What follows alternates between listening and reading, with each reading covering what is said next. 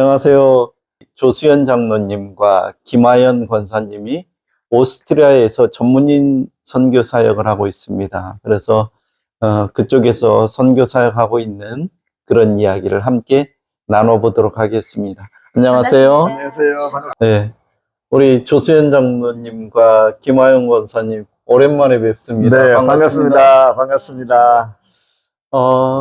거의 우리 조수연 장로님과 김하연 권사님의 삶은 교회와 함께하는 삶이라고 하실 수 있을 것 같습니다. 한국에 있을 때 농촌 마을에 들어가셔서 교회를 같이 개척하시고 설립하셔서 헌당하시고 그 후에 그 교회를 담당하셨던 박충성 목사님과 함께 선교사 훈련을 받으셨죠? 네. 네. LMTC 총회 단기 선교 훈련을 1년 받았습니다. 네. 같이, 제 아내도 같이 네. 받았습니다. 그래서 선교사 훈련 받으시고 전문인 선교사로 오스트리아에 나가시게 된 거죠? 네.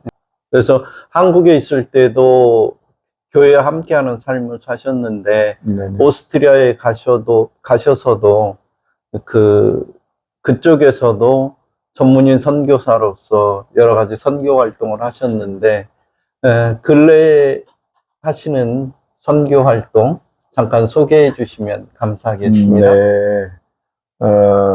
제 단독으로 지금 선교를 하는 것은 아니고요. 협력 선교를 이렇게 하고 있는데, 그건 이제 난민.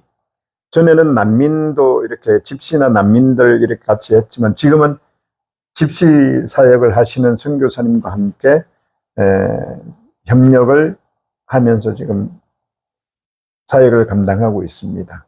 그러면 지금 그 오스트리아에서만 활동하시는 게 아니라 오스트리아 주변에 있는 다른 나라의 분들, 집시분들 이런 분들을 위한 사역을 하고 계시는 건가요? 네. 네. 오스트리아 비엔나 중심으로 해서 그 근접에 있는 동유럽, 헝가리, 체코, 슬로바키아 이런 우크라이나 국경 쪽으로 나가서 집시 사역을 섬겨드리고 있고요. 집시라면은 이제 표현을 하는 걸 좀 싫어해서 로마인 선교라고 이렇게 표현을 하고 다니고 있습니다. 네. 그러니까 이제 우리 한국에서는 집시 그러면은 되게 낭만적이고 뭔가 이렇게 좀 따라서 해보고 싶은 그런 그렇죠. 이미지를 가지고 있는데 네. 사실 그 나라에서는 그런 평가는 아니지 않아요? 그렇죠. 왜냐하면 기타 하나 들고 네. 그냥 뭐 이렇게 동해로 떠나는 그런 의미의 그런 집시들이 아마 우리 젊었을 때는 그런 뉘앙스가 많았지만 현장에 나가서 이렇게 막상 이렇게 보니까 그렇지가 않더라는 거죠. 왜냐하면 그들이 정치적으로 완전히 소외되는, 그리고 아마 제가 듣기에는 2차 세계대전 때 아마 히틀러라고 하는 사람이 그 모든 집시들을 밖으로 쫓아냈대요. 그러니까 오스트리아에는 집시가 없는 걸로 알고 있습니다. 외부에서 들어온 집시들은 있지만 그 외에 뭐 독일도 그렇고요. 잘 사는 서유럽이나 뭐 중유럽 이런 쪽에는 집시가 없고 다 동유럽, 못 사는 나라 쪽으로 많이 이렇게 집시들을 몰았다라고 하는 그런 표현을 제가 들었습니다. 그들의 이제 지금 삶의 현장에서는 아이들이 나라의 혜택을 못 받기 때문에 교육도 없고요. 그다음에 한 가정에 아이들이 7, 8명 있어도 방 하나에서 거주를 하고 있고 전혀 문화 혜택 뿐더러 그래서 많은 선교사님들이 각 나라에서 한 교회, 헝가리 같은 경우는 한 선교사님이 집시 사역 10군데를 이렇게 다니시면서 선교하시는 분도 있고 그렇게 하기 때문에 저희도 여름, 겨울에 나누어서 이렇게 집시 현장을 찾아다니고 있습니다. 그러면은 어떻게 보면 그 유럽 쪽에서 집시라고 하는 건 우리가 생각하는 낭만적인 그런 삶이 아니라 정말로 그렇죠. 인생의 최고 하층민으로서의 삶, 네. 또 자국인이 아니라 어떻게 보면 추방인으로서 아무런 인권 보장이 되지 않는 네. 그런 삶을 살고 있는 사람들을 말하는 거겠네요. 그렇죠. 맞습니다. 너무 고단하죠. 그들의 삶이 어느 정도로 고단한 거 아니, 예를 들어서 같은 교회 예배를 드린다고 했을 때, 그건 실제로 제가 보았습니다. 예를 들어 체코 집시가 체코 현지인하고 절대 같이 예배를 드리지 않는 그러한 상황. 그러니까 그 정도 상황이면 뭐 이거는 말할 것도 없는 거죠. 그래서 이렇게 그런 부분들을 보면 우리가, 저도 그랬죠. 제 개인적으로도 야, 유럽에 왜 선교를 해야 되고 그 잘 사는 나라에 왜, 저 사실 그렇게 생각했어요. 그 가서도 아니 뭐 너무 잘 사는 나라인데 거기에 무슨 뭐 선교사가 필요하고 거기에 무슨 도움이 필요하고 뭐, 근데 그게 아니라는 것을 이제 시간이 지나면서 알게 되었고, 이제 그 알게 된 그 사실을 이제 실천에 옮길 수 있었던 부분은 이제 그 현장에 사역하는 선교사님들을 만나게 됨으로써 이제 이 일을 시작하게 됐던 네. 거죠. 그럼 이제 장로님이랑 권사님은 오스트리아가 그 북유럽 쪽에 이런 소외된 사람들을 위한 선교의 전초 기지로서의 역할을 잘 해줄 수 있는 그런 곳이라고 생각이 되시는 거죠? 저는, 지역적으로는 그렇죠. 지역적으로 왜냐하면 8개 나라가 주변에 뭉쳐져 있기 때문에 그 중앙에 있잖아요, 오스트리아. 근데 사실 오스트리아 나라라고 하는 그 자체가 사실 그런 역할을 할 수 있는 부분은 못 된다고 봅니다. 왜 종교적으로 거기는 왜냐하면 국교가 캐톨릭이고 그 다음에 그들은 1년에 한 번 그 캐톨릭일지라도 1년에 종교세를 내지만은 교회 갈까 말까 하는 그런 어떤 근데 부분이기 전혀 때문에 그런 거에 대해서는 관심이 없고요. 인간적인 네, 근데 저희가 가서 지내다 보니까, 우리나라에서 들어가신 선교사님들이 거진 동유럽을 전부 다 나가셔서 내 사는 지역뿐 아니라 옆에 지역까지도 관심을 가지시고 복음을 들고 이렇게 많이 나가고 계세요. 오스트리아는 그 자체가 자기 나라 그 카톨릭 외에는 전혀 관심이 없어요. 그렇군요. 국교가 네. 있기 때문에, 국교이기 때문에 네. 교회 안 다니는 사람도 종교세를 내게 되고 그렇죠. 네. 그렇죠. 네. 그런 식으로 해서 캐톨릭 교회가 운영이 되지. 네. 우리 이런 개신교회, 개혁교회들은 사실은 찾아보기가 되게 힘들고 그리고 또, 네. 이민 사회이기 때문에 많이 이 선교에 대한 생각들이 없으세요. 네. 아예. 그래서 하나님이 또 감사하게 비엔나라는 곳에 저희를 통해서 그래도 주변에 많이 선교라는 것은 이런 겁니다라고 자꾸 이제 전하게 하셨고 같이 나누게 하셨고 그런 면이 많이 길어지면서 저희가 지금 이제 여러 곳으로 아마 갈 수 있었던 계기가 된 것 같습니다. 네. 그러니까 그 오스트리아 주변에 이 7, 8개국이 거기는 자유롭게 국경을 넘어가고 네. 이렇게 할 수 있나요? 네, 지금 그렇죠. 뭐 자유롭게 왜냐면 그 EU가 형성이 네. 그 대전이 구원한 이후에는 자유롭게 이제 오고 가는 데는 문제가 없죠. 네. 문제가 없다 보니까 이제 지금 현재로서는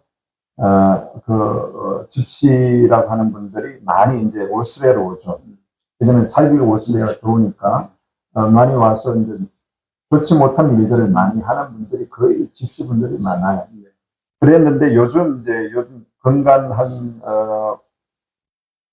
18년 사이에 난민들을 많이 받았어요. 이 오스트리아가 정치적으로 난민들을 많이 받고 난 이후에는 지금 이 생활의 패턴이 많이 이제 오스트리아가 많이 바뀌어지는 그런 상황이 놓여 있는 그 과도기 가운데 있어요. 아주 어려운 상황 속에 있는 그러니까 이제 오스트리아 같은 경우에는 EU 패밀리라고 그래서 이제 옆에 주변 국가라는 개념보다는 그냥 하나의 가족처럼 그렇게 생각하는 이런 게 강하잖아요. 우리는 그냥 한국, 일본 뭐 이런 식으로 해서 국경에 대한 개념이 되게 심한데 유럽 쪽에 가보면은 그런 국경에 그렇죠. 대한 개념보다는 그냥 한 나라처럼 네. 여겨서 서로 이렇게 이동하고 왔다 갔다 하는 게 너무 편하고 또 직업을 구하는데도 그렇게 큰 차별이 네. 없이 서로 그렇게 생활하고 있어서 사실은 같은 어떤 생활권을 가지고 있잖아요. 네. 그렇기 때문에 그 오스트리아에 계시면서도 주변에 있는 체코라든지 헝가리라든지 그 주변에 있는 네. 슬로바키아 뭐 이런 데를 다니면서 이제 이런 선교 활동을 하시는 것은 큰 제약은 없으신 거네요. 네, 네, 제약도 없고 음. 감사합니다. 너무 자유롭게 이웃을 드나들듯이 그냥 진짜 기쁜 마음으로 이렇게 잘 다니고 있어서 너무 그게 감사한 것 같아요. 근데 저희가 이제 이렇게 지속적으로 지금 뭐 평신도 제가 일을 가지고 있으면서 지금 이 일을 하다 보니까 처음에는 뭐 한 달에 한 번 아니면 한 달에 두 번 정도 이렇게 이제 집중적으로 헝가리나 체코에 이렇게 다니게 되었지만 지금은 이제 제가 일을 가지고 있다 보니까 거의 한 군데만이 이제 한 나라만 많이 지금 이제 가는 입장이 된 거죠. 근간 지금 뭐 3, 4년은 그렇게 지금 슬로바키아 쪽에 많은 지치 교회들을 이제 이렇게 다니는 입장이 된 거죠.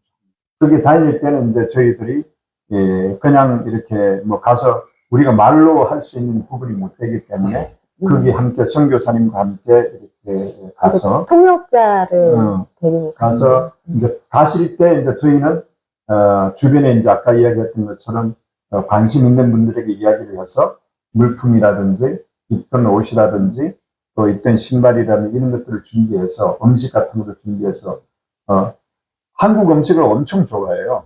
그들이 한국 음식을 엄청 좋아해서 그런 것도 준비를 해서 이제 선교사님에게 드리고 선교사님 그것을 준비해서 함께 같이 이제 가서 이렇게 복음을 전하고 같이 찬양하고 이런 입장이 있습니다. 그러니까 선교 활동이라고 하는 게 혼자 하기는 되게 어렵기 때문에 팀을 이루어서 사실은 그 팀이 선교 활동을 하면은 되게 효율적이고 뭐랄까요 제대로 잘 할 수 있는 그런 활동이잖아요. 그러니까 신학을 뭐 전공한 선교사님만 가지고는 사실은 한계가 많이 있고 평신도들 중에서 교회에서 잘 선교 훈련을 받은 분들이 실제로 전문인 선교사로서 함께 선교 사역을 할 때 그 집시들에게도 훨씬 더 유용한 이런 활동을 하실 수 있어서 그렇게 활동을 하시는 거잖아요. 그렇죠. 네, 지금 여름하고 겨울을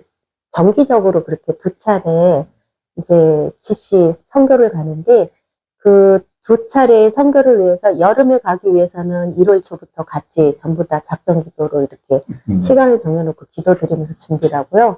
겨울에는 또 겨울 가기 전에 겨울이 그러니까 12월 달에 가기 전에 저희가 또 한 9월부터 또 이제 기도 모임으로 그 단톡방에서 기도 모임을 해서 각자 위치에서 그렇게 정해진 시간에 기도를 드리면서 이제 호흡을 맞추고 있고요. 그러다 보니까 더 결신자가 많은 것 같아요. 네. 그 집시 아이들이. 그럼 그 집시들이 모이는 이제 교회들에서 이제 선교 가시기 전에 혹시 뭐 다음번 오실 때는 우리는 이런 것 좀 도와주세요. 뭐 이런 요청도 있습니까? 그런 거는 할 줄을 몰라서 못하고요. 일단 저희 쪽에서 한 번 갔을 때 3박 4일을 지낼 때 이들의 입장에서 보면 뭐가 필요하겠고 뭐 이런 거를 하나님이 자꾸 지혜를 주셔서 그런 생각들을 모아서 준비하고 가고 있고 그 다음에 수련회를 할 때 그 안에서 이들이 지금 뭔가를 원하고 있는데 그 당시에는 약이 필요하면 저희가 또 약을 준비해 갔던 걸 자꾸 치료해주고 먹여주고 하니까 요번 겨울에 12월 달에 갔을 때는 이들이 정말 아무것도 할 줄 몰랐던 하다못해 아이들 스티커 붙이는 것도 못했었는데 요번에는 갔더니 자기네가 정말 물 한 잔도 준비해 놓고 이럴 정도로 마음을 많이 오픈해 주고 많이 열려서 감사한 면이 있었습니다. 네.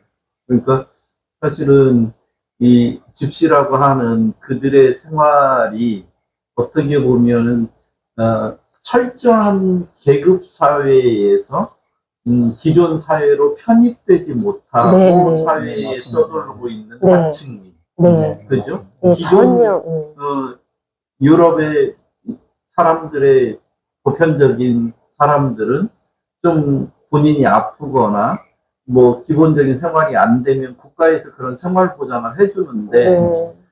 이 집시들은 전혀 그런 그런 생활 혜택을 못 보장의 받죠. 대상도 아예 안 되는 네. 국가 정책에서 네. 제외되어 있는 그렇죠. 그런 사람들, 버려진 사람들의 삶을 사는 네. 그런 분들을 대상으로 해서 하나님의 복음을 전하는 네. 그런 사역을 하시는 거잖아요. 네. 아이고, 지금 정말, 제일 기쁜 네. 건 하나님께 영광 돌릴 수 있는 건 그들이 지금 계속해서 말씀을 받고 예수를 믿고 구원을 받아서 자기네 입으로 지금 시인을 하고 하나님을 찬양한다는 것이 제일 저희가 보기에도 저희가 감동이 돼요.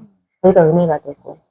그러니까 그렇게 잘 사는 유럽 사회에서 네, 사실은 버려지고 관심을 네. 안 갖는 그런 사람들, 네. 그들에게는 뭐 인권이라든지 교육이라든지 이런 걸, 뭐 복지라든지 이런 걸 네. 기대하지를 할 수가 없는 거잖아요. 그렇죠. 그들의 삶 네. 자체가 그런 곳에 가셔서 하나님의 말씀을 전하고 그들이 천국 소망을 갖도록 이렇게 하시는 일을 하시는 데는 참 힘들기는 하지만 정말 보람이 있는 그런 일을 하시는 아마, 우리 장로님과 권사님 같아요. 또 사역하시면서 느꼈던 한 가지만 하시고자 말씀을 하시는 드리면, 사실은 이게 어떻게 들어보면 분명히 거짓말 같은 그런 느낌이 들 수도 있겠지만, 지난 여름에 캠프할 때, 집시 로마인 캠프할 때 아이들이 나와서 간증을 하는데, 이제 3박 4일을 하면, 거기서 밥을 다 먹여주고 다 하잖아요. 근데 이제 한 아이가 나와서 자기 현지 목사님과 나와서 간증을 하는데, 통역하면서, 자기가 여기 와서 새끼 밥을 제대로 먹어서 그것이 너무 감사하다고 고백하는데 그걸 이해가 됩니까? 저기 입장 이해가 돼요? 사실은 그런 감정을 그 아이가 거기서 하면서 너무 감사하다라고 하나님께 영광 돌려드린다라고 하는 그런 표현할 때 참 마음에 너무 마음이 쓰리기도 했지만 참 기쁨이 너무 있었던 그런 시간이겠습니다. 제 개인적으로 느꼈던 부분은 내가 여기서 교회 간다고 할지라도 내가 이런 마음을 가지고 나간다고 할지라도 주신 마음에는 감사하죠. 감사하고 그게 아마 그 마음은 하나님이 이미 통로로 쓰신다는 생각을 합니다. 그렇지만 현장 사역은 현실로 사역자인데도 불구하고 다르다는 거예요. 그리고 분명한 것은 언어를 먼저 습득하지 않으면 안 된다는 거예요. 제가 못하는 게 바로 그 부분이거든요. 언어가 좀 더 이렇게 특출하지 못하기 때문에 그것으로 오는 고난이 많아요. 뭐 짧은 사역이긴 하지만 고난이 많기 때문에 저는 아마 그 부분을 좀 이렇게 말씀드리고 싶습니다. 제 입장에서는 제가 하나님이 제게 주신 보람은 그들이 자기들의 입술을 열어서 하나님, 그 현장에서 하나님을 찬양하고 하나님을 믿어드리는 그 마음을 가질 때가 제일 보람입니다. 그들이 하나님을 몰랐을 때와 정말 그런 그 수련회를 통해서 하나님을 만나고 본인 입으로 정말 나는 예수님 믿고 예수님을 높입니다라고 고백을 드릴 때가 제일 보람이 있고요. 그 다음에 나가는 선교사, 보내는 선교사, 물질로 섬기는 선교사가 많지만 막상 저희는 물질로 기도로 섬겨드리다가 저희가 나가게 되니까 제일 필요한 게 말씀입니다. 제 개인적으로 생각은 아마 오스리아는 그 전초기지 표현이 좀 어떨지 맞을지는 모르겠지만 전초기지로서 복음을 전하는 전초기지로서 그 위치적으로도 너무 아름다운 조건을 가지고 있습니다. 그래서 정말 오스리아가 좀 복음적인 입장에서 왜냐하면 삶의 질은 엄청나게 좋지만 영적인 그러니까 신앙적인 그런 입장에서 좀 더 그런 능력이 나타나는 그런 어떤 교회들이 됨으로써 우리 한국 교회와 동일하게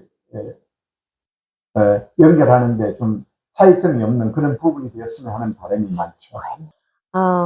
일단 거리가 너무 멀기 때문에요. 시차 적응이 있어서 지금 겨울이라 8시간 차이가 나서 환경적으로도 여기가 밤이면 거기가 낮이고 이렇게 되다 보니까 좀 교제가 많이 힘들었거든요. 근데 지금 저희가 또 미국에 있는 지역에 그게 벌써 11년 동안에 그 단톡방으로 기도회 모임이 있거든요. 한 100 몇십 명이. 그런 식으로 우리 한국에 기도 많이 하시는 이 성도님들이 계시기 때문에 또 교회도 크고 기도도 단단하고 말씀의 교육도 단단하기 때문에 그런 기도하시는 분들이 그쪽에 좀 연약한 쪽하고 꼭 교류가 안 돼도 단톡방 같은 거로 카톡이 되니까 좀 간간이라도 기도로 나눠주시거나 예를 들면 그런 모임이 있으면 저희가 훨씬 도움이 되고 힘이 될 것 같습니다.